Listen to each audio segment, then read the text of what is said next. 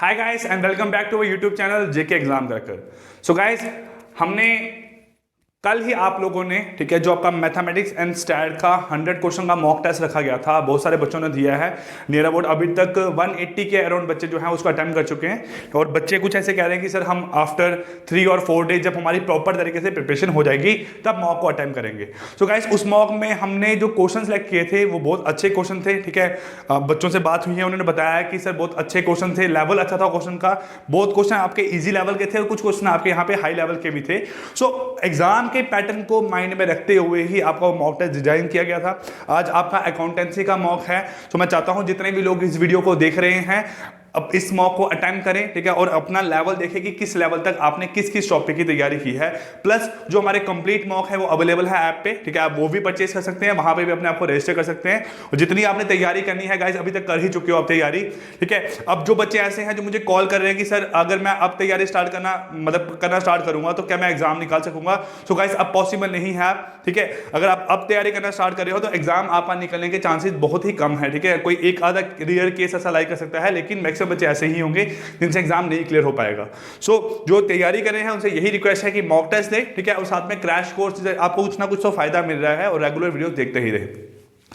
आज अगर बात करूं क्रैश कोर्स की, तो बेटा आपको आज मैथमेटिक्स की 3 वीडियो मिल जाएगी, चाहे रात को 10 बजे मिले चाहे रात को 12 बजे मिले, लेकिन वीडियोस आपको 3 मिल जाएंगी। मैट्रिक्स एंड डिटर्मिनेंट, मैट्रिक्स आप पढ़ चुके हो। डिटर्मिनेंट का जितना भी कंसेप्ट था, मेरी कोशिश रही है कि मैंने इसी लेक्चर में आपको समझाने की, चाहे लेक्चर आपका आधे घंटे का बने, आप स्क्रीनशॉट ले सकते हो, चाहे 1 घंटे का बने, चाहे 1.5 घंटे का लेक्चर बने, लेकिन इसी लेक्चर में डिटर्मिनेंट के जितने भी कंसेप्ट्स हैं जो आपके एग्जाम के पॉइंट ऑफ व्यू से इंपॉर्टेंट है वो आपको मैं यहाँ समझा दूंगा। ठीक है, प्लस इसके बाद आपको वीडियो मिलेगी जिसमें मैट्रिक्स एंड डिटर्मिनेंट के क्वेश्चन रहेंगे, और साथ में आपको आज एट्रीब्यूट की वीडियो मिलने वाली है। इसके साथ साथ जो आपका मैथमेटिक्स एंड स्टैट का पार्ट है, इसका जो क्रैश कोर्स था, ठीक है, मैंने कोशिश की है एक अलग से प्लेलिस्ट बनाने की, तो आपको अलग से प्लेलिस्ट दिखाई दे जाएगी। कुछ लेक्चर मैंने पिक किए हैं कहां से, जो हमने पहले पढ़े थे कंप्लीट कोर्स में, तो उतने ही लेक्चर नियर अबाउट आपके 12 to 50 लेक्चर्स बनेंगे। उन 15 लेक्चर्स से आप अच्छे तरीके से अपने एग्जाम की तैयारी कर सकते हो। तो गाइस, उस लेक्चर को 1 दिन लगा के पढ़ो, चाहे 2 दिन लगा के पढ़ो, लेकिन अपने एग्जाम की तैयारी करो वहां से। चलिए बात करते हैं यहाँ पे डिटर्मिनेंट के बारे में। डिटर्मिनेंट में सबसे पहले एक चीज दिमाग में याद ये रखनी है कि डिटर्मिनेंट हमेशा स्क्वायर मैट्रिक्स का ही निकल के आता है। डिटर्मिनेंट हमेशा स्क्वायर मैट्रिक्स का ही निकल के आता है।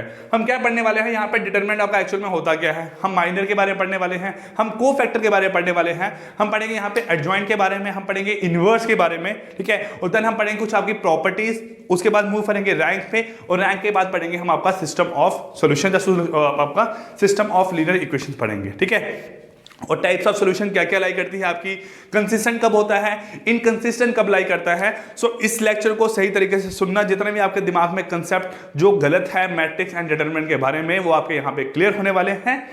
चलिए, अब क्या है, सबसे पहली बात है the determinant of any matrix of order n cross n such that m is equal to n।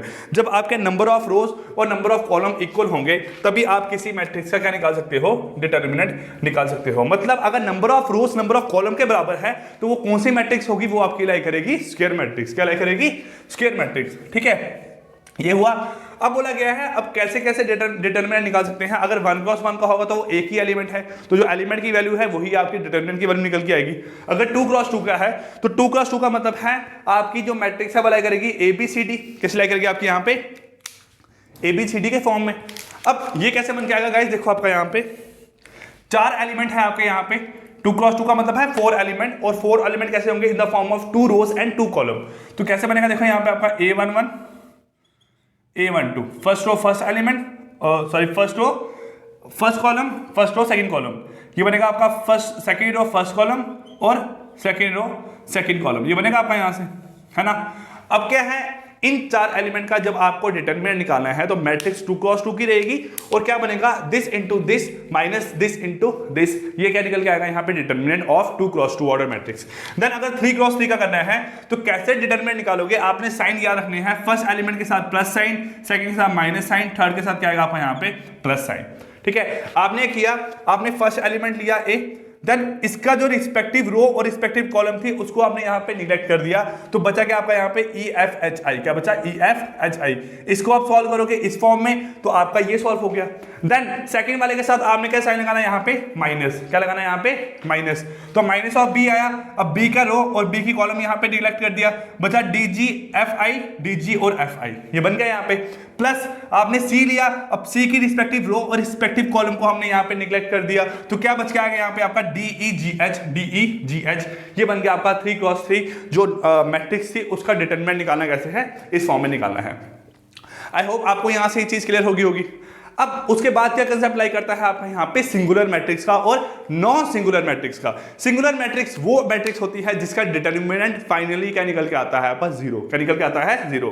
If determinant of any matrix equal to zero then A is said to be singular matrix, और अगर नहीं है zero तो क्या आएगा आपका यहाँ पे नॉन सिंगुलर मैट्रिक्स। इसको दिमाग में बिठा लो क्योंकि सिंगुलर मैट्रिक्स पे एग्जाम में क्वेश्चन बहुत बार पूछे जाते हैं, हर तरह के एग्जाम में पूछे जाते हैं, तो इसमें भी पूछने के चांसेस हैं। अब नेक्स्ट क्या है यहाँ पे बोला गया है only square matrix have determinant, जो डिटरमिनेंट है आपका हमेशा वो स्क्वायर मैट्रिक्स का ही निकल के आएगा। The matrix which are not square does not have determinant, जो मैट्रिक्स आपकी स्क्वायर मैट्रिक्स नहीं है उसका डिटरमिनेंट नहीं होगा, ये बात आपको दिमाग में याद रखनी है। तो देखो बेटा इतने ही पॉइंट्स आपके कितने सारे यहाँ पे क्या निकल के आए, ऑब्जेक्टिव क्या निकला। पहला ऑब्जेक्टिव क्या है आपका MCQ, मैं बोल सकता हूँ फॉर एनी मैट्रिक्स अगर उसका हमें डिटरमिनेंट निकालना है such that m is equal to n, m is greater than m, m is less than n और m equal to n equal to 0, तो क्या आंसर आएगा m is equal to n, ये आपका आंसर आ गया। अब डिटरमिनेंट हमेशा किस मैट्रिक्स का निकल के आता है, तो आपका आंसर आएगा स्क्वायर मैट्रिक्स का। थर्ड बोला गया है कि जो स्क्वायर मैट्रिक्स नहीं है उसका डिटरमिनेंट निकलता है, तो आप बोलोगे नहीं निकलता है। फोर्थ क्या है कि जो सिंगुलर मैट्रिक्स है उसका डिटरमिनेंट की वैल्यू क्या रहती है जीरो, जब बोलेंगे किसी का डिटरमिनेंट जीरो आ रहा है तो वो मैट्रिक्स क्या कहलाएगी, तो आप बोलोगे सिंगुलर मैट्रिक्स। और नॉन सिंगुलर क्या है जिसका डिटरमिनेंट क्या है नॉट इक्वल टू जीरो। ये कंसेप्ट आपको दिमाग बैठ के। अब बेटा यहां मूव करते हैं हम माइनर पे, कहां मूव करते हैं यहां पे आपका माइनर पे। माइनर एडजॉइंट, ठीक है, कोफैक्टर, ये सब चीजें आप यहां पे आप सीखने वाले हो, तो ध्यान से सुनना इनके बारे में आप।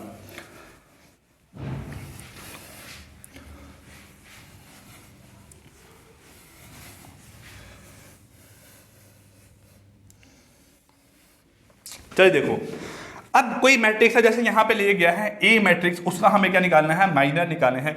माइनर क्या है, हर सिंगल एलिमेंट का माइनर निकल के आता है, हर सिंगल एलिमेंट का माइनर निकल के आता है। कैसे, जब हम उसकी रिस्पेक्टिव रो को और उसके रिस्पेक्टिव कॉलम को निगलेक्ट करते हैं, जब उसकी रिस्पेक्टिव रो को और रिस्पेक्टिव कॉलम को क्या करते हैं यहाँ पे निगलेक्ट करते हैं। तो क्या बोला गया यहाँ पे माइनर MIJ ऑफ AIJ, ठीक है। AIJ क्या है, जैसे कोई मैट्रिक्स है A, उसको नाम दे दिया यहाँ पे AIJ मैट्रिक्स है of order m cross n, क्या बोला है, of order m cross n, such that में यहां बोला आपका such that m is equal to n,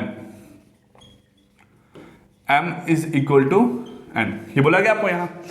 अब क्या है, the minor of MIJ of AIJ, किसका, AIJ का, is the determinant of square matrix of order n-1 obtained by leaving ith row and jth column. मतलब आपको ith रो मतलब वो respective रो और वही रिस्पेक्टिव जो आपका कॉलम है उस एलिमेंट का, उसको निगलेक्ट करके चलना है। तो क्या बनेगा यहाँ पे आपका, देखो ये हम बोल सकते हैं यहाँ पे A B C D E F G H और I, ठीक है। तो हर एक एलिमेंट का यहाँ पे हमें माइनर निकाल सकते हैं। वो कैसे निकालेंगे, ये आपकी मैट्रिक्स है, ठीक है। तो मैट्रिक्स का आपने सपोज करो A का यहाँ पे क्या निकालना है, माइनर, क्या निकालना है, A का हमें यहाँ पे माइनर फाइंड आउट करना है। तो A का माइनर क्या बनेगा, A का ये क्या है रिस्पेक्टिव रो और ये क्या है रिस्पेक्टिव कॉलम, है ना।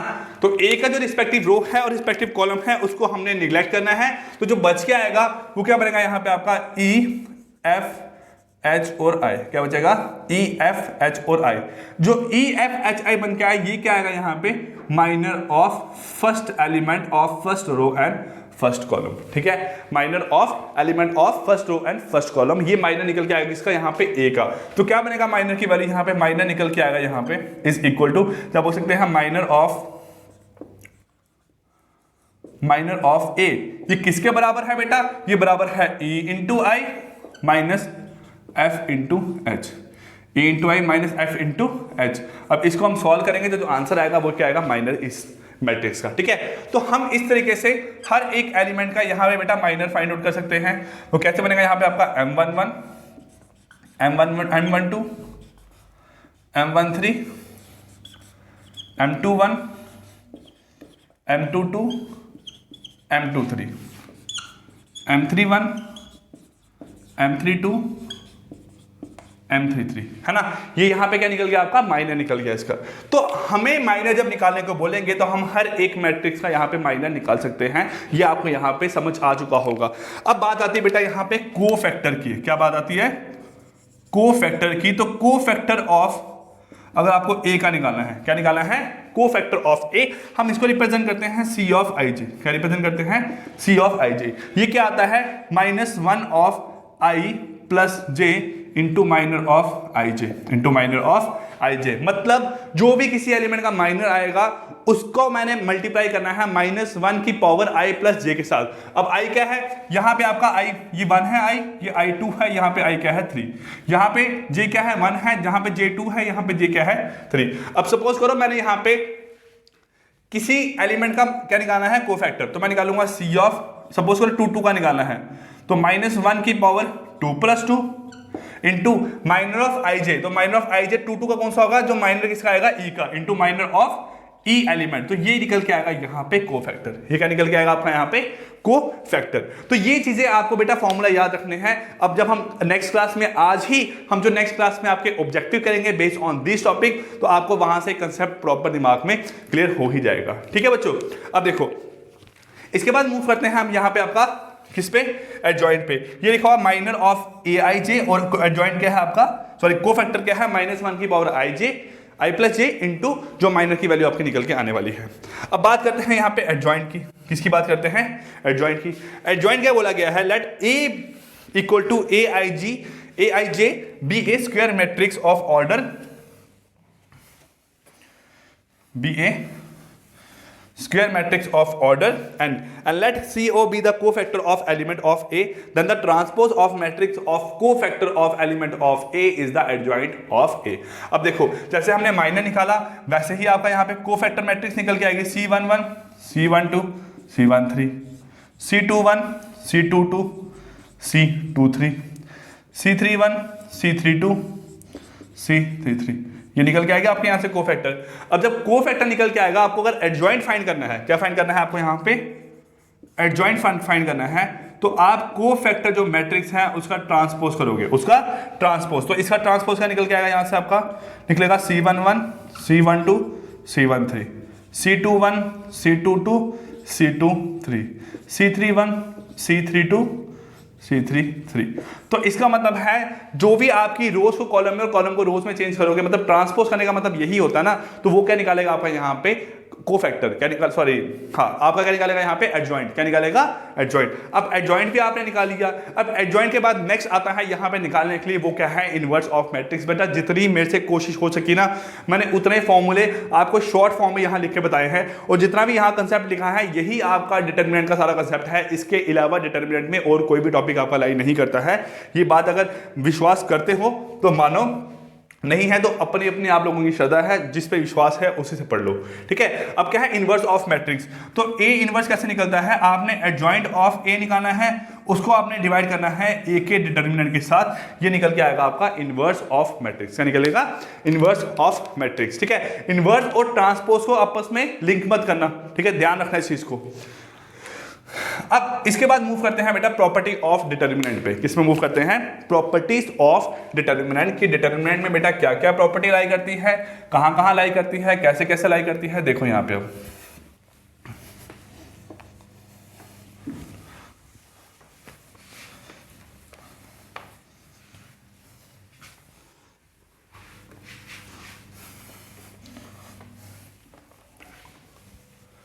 देखो यहां पे क्या है, बोला क्या है, only square matrix have determinant. ठीक है, सिर्फ स्क्वायर मैट्रिक्स का डिटर्मिनेंट निकलता है। ये आप सब लोग पहले सुन चुके हो और आपको इसके बारे में पता है। फर्स्ट पॉइंट क्लियर हो गया। The value of determinant is not altered by changing its row into column और कॉलम इनटू रो। मतलब क्या है, सपोज करो बेटा मैं आपको सारे कंसेप्ट ना यहाँ पे 2x2 के मैट्रिक्स से समझाने की कोशिश करूंगा, 3x3 नहीं बनाऊंगा, क्योंकि जितना कंसाइज फॉर्म में पढ़ोगे आप क्रैश कोर्स में, उतना ही आप लोगों के लिए बेटर है। ये क्या है, अगर आपकी मैट्रिक्स है ABCD, ठीक है। सपोज करो इसका डिटर्मिनेंट निकल के आता है आपका, ये आपके मैट्रिक्स है इक्वल टू ए, क्या है यहाँ पे ए मैट्रिक्स। अगर आप इसका डिटर्मिनेंट निकालते हो, है ना, वो क्या निकलेगा यहाँ पे आपका a d minus c into b, a d minus c into b. अब अगर आप इसका ट्रांसपोज करते हो तो ट्रांसपोज ऑफ ए क्या होगा, रो को कॉलम में और कॉलम को रो में चेंज करो तो ए बी सी और डी, है ना। तो यहाँ पे ए ट्रांसपोज का डिटर्मिनेंट क्या निकल के आएगा, तो आप बोलोगे a d minus b c. तो बेटा दोनों वैल्यू आपकी सेम ही तो है, तो इसका मतलब जब हम डिटर्मिनेंट में रोज को कॉलम में और कॉलम को रोज में चेंज करते हो तो उसकी जो वैल्यू है वो चेंज नहीं होती है। तो value of determinant is not altered by changing its row into column और कॉलम इनटू रो। तो ये आपका यहाँ पे क्या लाइक किया, सेकंड प्रॉपर्टी ऑफ डिटर्मिनेंट। अब थर्ड क्या है, इफ टू रो और column of a determinant are interchanged, ठीक है, the sign of the determinant is change by its numerical value but its numerical value is unaltered. मतलब अगर आप दो रोज को और दो कॉलम को आपस में क्या करोगे, यहाँ पे चेंज करोगे तो उससे कुछ फर्क नहीं पड़ेगा, सिर्फ जो वैल्यू है डिटर्मिनेंट की वो आपकी चेंज नहीं होगी, वो आपकी सेम रहेगी, लेकिन उसका साइन क्या हो जाएगा आपका माइनस का। अब देखो मैंने एक ये कॉलम लिया, एक ये कॉलम लिया, इनको आपस में मैं चेंज करूंगा तो ए कितना बनेगा यहाँ पे आपका, आप बोलोगे बी डी और ए सी, ये बनेगा आपका बी डी और ए सी। तो इसका डिटर्मिनेंट यहाँ पे फाइंड करो, क्या बनेगा, आप बोलोगे बी सी माइनस ए इंटू डी। तो कुछ फर्क नहीं पड़ा, ये दोनों आपस में बराबर है, लेकिन अगर इसमें से मैं माइनस साइन कॉमन लेता हूं तो माइनस ऑफ क्या आएगा यहाँ पे, a d minus of b c. तो दोनों की वैल्यू सेम है, सिर्फ यहाँ पे प्लस आपका साइन जो था वो माइनस में चेंज हो गया, लेकिन उसकी न्यूमेरिकल वैल्यू क्या रही आपकी आखिरकार सेम ही निकली है दोनों केस में। क्लियर। तो ये यहाँ पे क्या थी आपकी थर्ड प्रॉपर्टी। फोर्थ प्रॉपर्टी क्या है कि अगर कोई भी दो रोज या फिर कोई भी दो कॉलम आपके क्या रहते हैं, सेम रहते हैं, क्या रहते हैं आपके यहाँ पे सेम रहते हैं, तो उस डिटर्मिनेंट की वैल्यू क्या रहती है आपकी जीरो, क्या रहती है आपके यहाँ पे जीरो। तो कोई भी दो रो कॉलम सेम होंगे तो आपके डिटर्मिनेंट की वैल्यू यहाँ पे जीरो निकल के आएगी, ये आपकी यहाँ पे फोर्थ प्रॉपर्टी लाई करेगी। ठीक है। अब क्या है उसके बाद यहाँ पे आपका, if A and B are two square matrix then A B किसके बराबर होगा आपका, जो ए बी का डिटर्मिनेंट निकल के आएगा वो ए का डिटर्मिनेंट और बी का डिटर्मिनेंट जो आपका निकालोगे उनका मल्टीप्लिकेशन करोगे वो आंसर निकल के आएगा आपका यहाँ पे ए बी का डिटर्मिनेंट। ठीक है, ये हुआ आपका यहाँ पे फिफ्थ प्रॉपर्टी। सिक्स क्या है, let A equal to a i j be a square matrix of order and let B be a square matrix obtain from A that is B matrix equal to k into ए।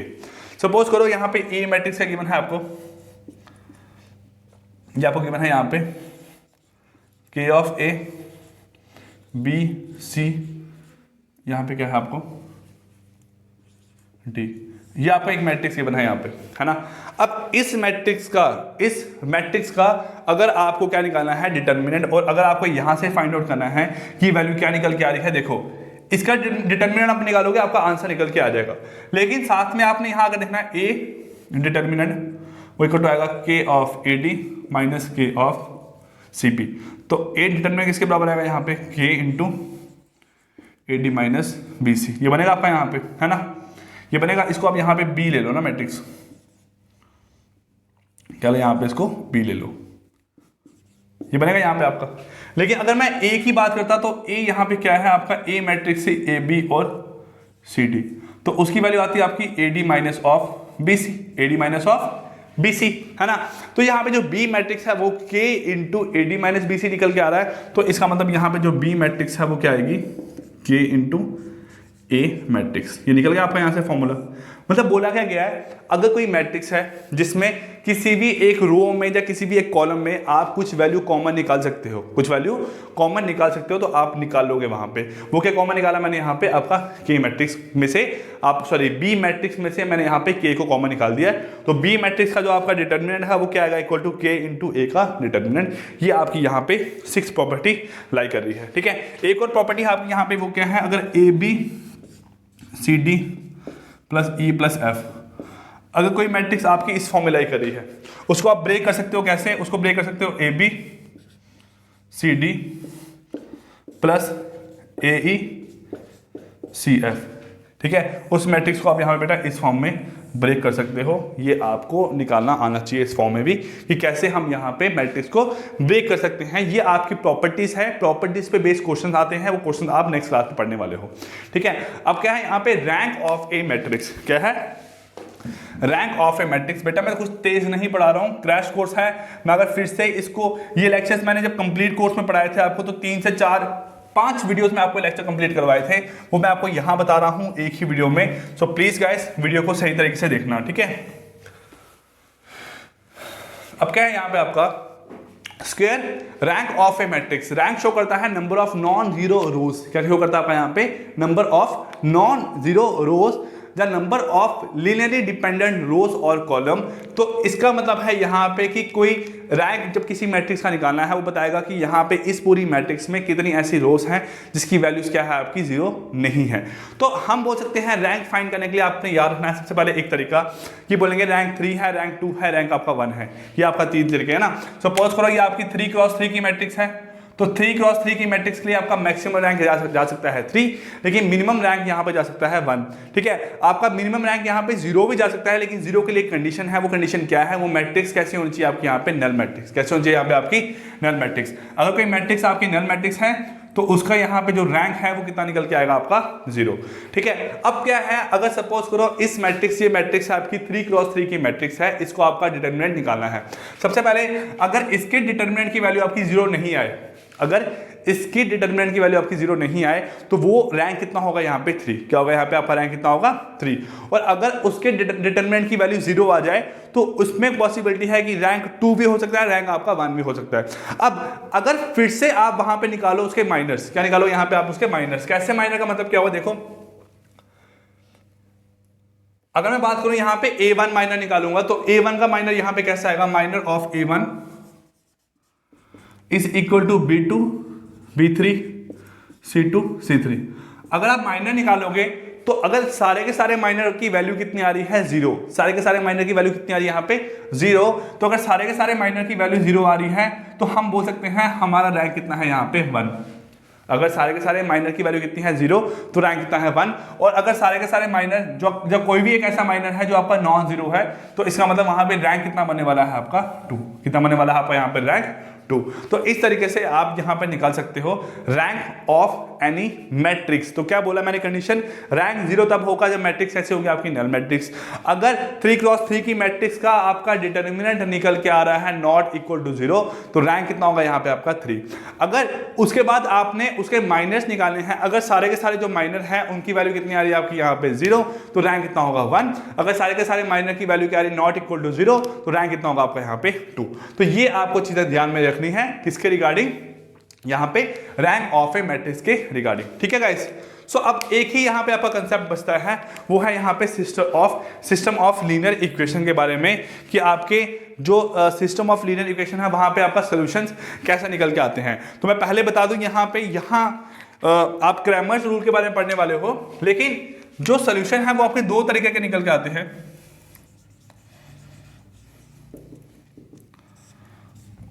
एक है आपका यहां पे consistent, क्या है? Consistent. और एक है यहां पे इनकंसिस्टेंट। एक है आपका यहां पे कंसिस्टेंट और एक है यहां पे आपका इनकंसिस्टेंट। अब बेटा यहां पे कंसिस्टेंट का मतलब क्या है, इनकंसिस्टेंट का मतलब क्या है? कंसिस्टेंट 2 पॉसिबिलिटी लाई कर सकती है। एक होगा यहां पे जब उसकी यूनिक सोल्यूशन होगी, और एक यहां पे होगा जब उसकी इनफाइनाइट मैनी सोल्यूशन होगी। तो यहां इसको 2 पार्ट में डिवाइड कर रहा हूं। एक है जब यूनिक सोल्यूशन, वो कंडीशन मैंने लिखी है, और एक होगा यहां पे infinite many solution. Infinite many solution, infinite many solution. अब जब बात आती है इनकंसिस्टेंट की, किसकी बात आती है? इनकंसिस्टेंट की। तो इसमें एक ही पॉसिबिलिटी लाई करती है आपका, जब क्या होगा? No solution. क्या होगा यहां पे आपका? No solution.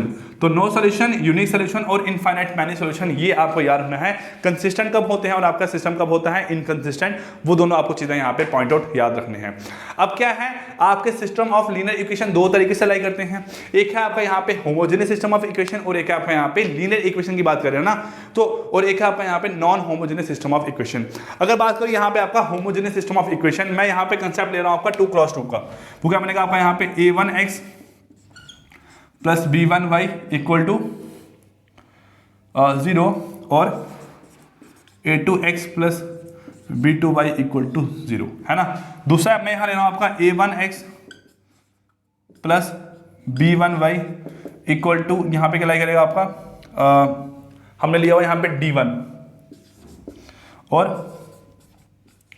A2x plus B2y equal to D2।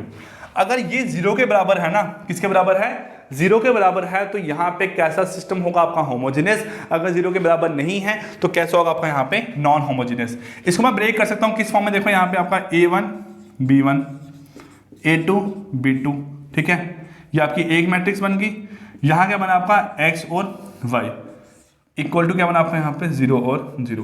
यहाँ सॉल्व करो इसको बेटा, क्या बनता है आपका, देखो ये बनेगा A1x plus B1y A2x plus B2y, तो आपका बराबर तो 0 के ही है, तो आप इसको इस फॉर्मेट में भी लिख सकते हो। अब हम इसको शो करते हैं बाय a, इसको शो करते हैं बाय x और इसको शो करते हैं बाय b। तो ax क्या है आपका यहाँ पे b के बराबर नहीं है, यहाँ पे 0 के बराबर है, और इस कंडीशन में क्या होगा आपका यहाँ पे ax किसके बराबर है, आपका b के बराबर है। तो ये दो चीजें लाई करती है आपकी यहाँ पे। अब जब क्या है आपका ax इक्वल टू 0 है, तो आप बोल सकते हो ये कैसी है, यहाँ पे जो टाइप्स ऑफ आपकी ऑसिलेशन है यहाँ पे वो आपकी नेचुरल ऑसिलेशन है। कैसी आपकी यहाँ पे नेचुरल ऑसिलेशन, जहां बोल सकते हैं यहाँ पे कैसे आपकी अनफोर्स्ड, और यहाँ पे कैसा आपका यहाँ पे फोर्स ऑसिलेशन। ये आपके कंसेप्ट हैं जो आप आगे पढ़ते हो पीएचडी वाला स्टडी में, लेकिन कुछ पॉइंट हैं जो एग्जाम के पॉइंट ऑफ व्यू से इंपॉर्टेंट है, मैंने आपको यहाँ पे वो बताना जरूरी समझा, मैंने आपको यहाँ पे बता दिया। अब क्या है यहाँ पे देखो ax इक्वल टू 0 क्या बनेगा आपका यहाँ पे होमोजेनियस सिस्टम ऑफ इक्वेशन। जो यहाँ पे a बन के आया, जो आपका यहाँ पे a बन के आया, इसका आपने डिटर्मिनेंट फाइंड करना है। तो डिटर्मिनेंट फाइंड करोगे, दो कंडीशन है, जहां तो 0 के बराबर होगा या 0 के बराबर नहीं होगा। अगर 0 के बराबर है तो आपका बनेगा यहाँ पे इनफाइनाइट मैनी सोल्यूशन। क्या बनेगा, इनफाइनाइट मैनी सोल्यूशन, और जिसे हम बोलते हैं आपका यहाँ पे नॉन ट्राइवल सोल्यूशंस। क्या बोलते हैं, नॉन ट्राइवल सोल्यूशन। और अगर 0 के बराबर नहीं है तो यहाँ पे क्या बनेगा आपका यहाँ पे यूनिक सोल्यूशन, और क्या बनेगा आपका यहाँ पे ट्राइवल सोल्यूशन। और एक पॉइंट और याद रखना है, ये हमेशा कैसा होता है, कंसिस्टेंट। कैसा होता है आपका यहाँ पे, कंसिस्टेंट ही लाई करता है, ठीक है। अब दूसरा है आपका यहाँ पे non homogeneous system of equation. उसमें आपने a1 a2 b1 b2 x और y और d1 और d2 तो यहाँ पे निकाल लिया इस फॉर्मेट में, है ना। अब क्या है, जो यहाँ पे d निकलेगा, d क्या है आपका यहाँ पे, d का डिटर्मिनेंट, मतलब यहाँ पे क्या है, जो ये वैल्यू है ना a, जो क्या है आपका यहाँ पे a है ना, a को यहाँ पे नाम दिया हुआ है d का। क्या दिया हुआ है यहाँ पे, d का डिटर्मिनेंट। तो आपने इस मैट्रिक्स का डिटर्मिनेंट निकालना है, वो क्या बनेगा a1 b1 a2 और b2। डिटर्मिनेंट आपका यहाँ पे निकल गया। उसके बाद क्या करना है आपने यहाँ पे, कि जो इसकी फर्स्ट कॉलम है, जो इसका फर्स्ट कॉलम है, उसको आपने रिप्लेस करना है इसके साथ। तो क्या बनेगा, d1 d2 और b1 b2। मतलब क्या है, जो फर्स्ट कॉलम है उसको रिप्लेस करना है इसके साथ, बनेगा d1 d2 और b1 b2। ये आपका बन गया यहाँ पे।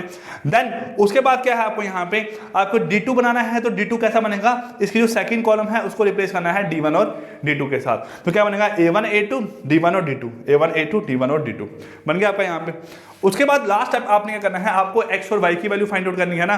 तो x की वैल्यू कैसे निकल के आएगी, x की वैल्यू आपने निकलेगी d1/d और y की वैल्यू निकलेगी आपकी यहाँ पे d2/d। अगर यहाँ पे z भी होता तो z की वैल्यू क्या निकलती है आपकी d3/d की फॉर्म में। तो आपकी यहाँ पे x, y और z की वैल्यू निकल के आ जाएगी।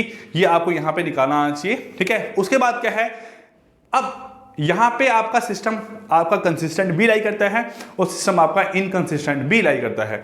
तो क्या है, देखो आपका यहाँ पे इफ d का डिटर्मिनेंट इज बराबर है 0 के, किसके बराबर है आपका यहाँ पे, 0 के। तो अगर आपने d निकाला बेटा यहाँ पे, तो d आपका क्या आ रहा है यहाँ पे, 0 आ रहा है। d क्या आ रहा है यहाँ पे,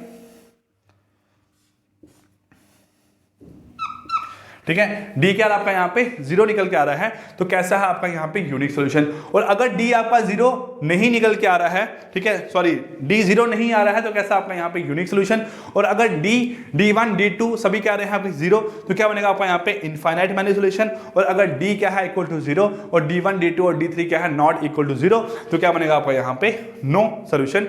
ये भी आपको तीन कंसेप्ट यहाँ पे याद रखने हैं।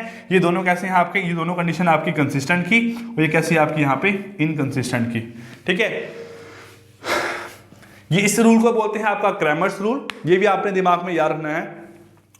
सो गाइस, जितना डिटर्मिनेंट का कंसेप्ट था, मेरी कोशिश रही, मैंने आपको सारा यहाँ पे बता दिया है। अब आपने एक चीज करनी है, अगर किसी चीज़ में आपको दिक्कत आ रही है यहाँ पे, तो वीडियो अपलोड होते ही आपने विद इन सम टाइम मेरे को बताना है कि इसमें दिक्कत कहाँ पे है, ताकि वो जो पार्ट है वो मैं नेक्स्ट वीडियो में आपका कवर कर दूँ, या फिर उसके रिलेटेड जो आपके क्वेश्चन है वो आपको नेक्स्ट वीडियो में करवाऊँ।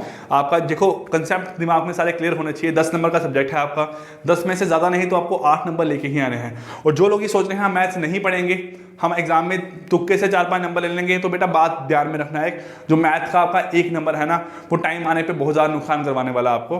सो बेटर है कि वो जो मैथ जितना पढ़ सकते हो, 4 नंबर नहीं लेने हैं, 8 नंबर ले सकते हो तो 8 नंबर की तैयारी करो, और इतना डीपली नहीं पढ़ना है। और बता चुका हूँ कि प्लेलिस्ट मैं अलग से बनाऊंगा मैथमेटिक्स की, जिसमें आपको मे बी आज रात को या कल तक आपको प्लेलिस्ट मिल जाएगी, जिसमें आपके 15 लेक्चर जो है मैथ्स के वो अलग रहेंगे, है ना। और कल से जो आपका बचा हुआ पार्ट है स्टैट का, वो मैं कवर करना स्टार्ट करूंगा।